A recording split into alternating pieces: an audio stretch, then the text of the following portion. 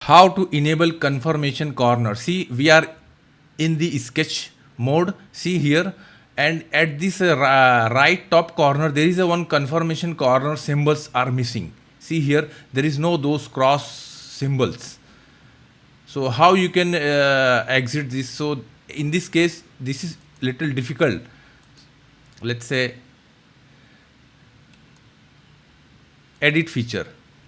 Now see the plus symbol you will see, but this corner the confirmation symbols are missing.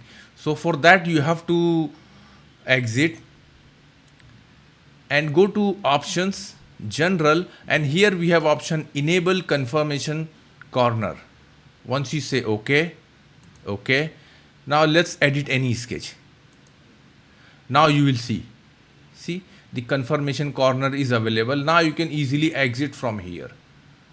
Don't forget to share and like our video, and please subscribe our channel for more video and more projects in SolidWorks. Thanks for watching.